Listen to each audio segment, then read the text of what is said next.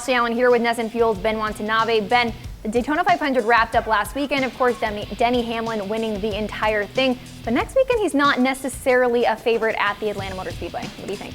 Well, I mean, no driver has won the second race of the season after winning the season open Daytona 500 since Matt Kenseth in 2009, and there's a reason for that. I mean, Daytona's the biggest race of the season, but it's a much different animal from the rest of the year. I mean, it's obviously a restrictor plate speedway. Atlanta is an older course. It's a 1.5 mile oval. It's going to have a completely different package than we had in Daytona. So I'm not ruling him out, but I'm not expecting him to win either. Okay, so he's not a shoe-in, but who do you think are the favorites? Well, I'm looking at Kevin Harvick. Kevin Harvick was the fastest non-Toyota on Sunday. He obviously had a chance to win there at the end.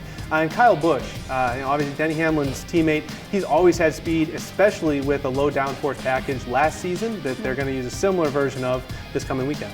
All right, so a lot of people talk about a Daytona 500 hangover. Yep. Obviously, that applies to the drivers, but it also applies to the fans. Talk to me about that. Well, if you're a fan, you think about it. You're amped up. You're ready for the Daytona 500 season's kicking off, and then okay, well now there's week 2.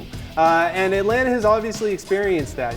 They've had their issues, selling out, but they're hoping that the arrival of Chase Elliott, a Georgia native, obviously his dad is Awesome Bill from Dawsonville, is really going to push that exposure this weekend. And, there's a chance that he might actually win it. Okay, thanks, Ben. So, guys, the race is at 1 o'clock on Sunday at the Atlanta Motor Speedway. Make sure to keep it on Nesson Fuel for all your race day news.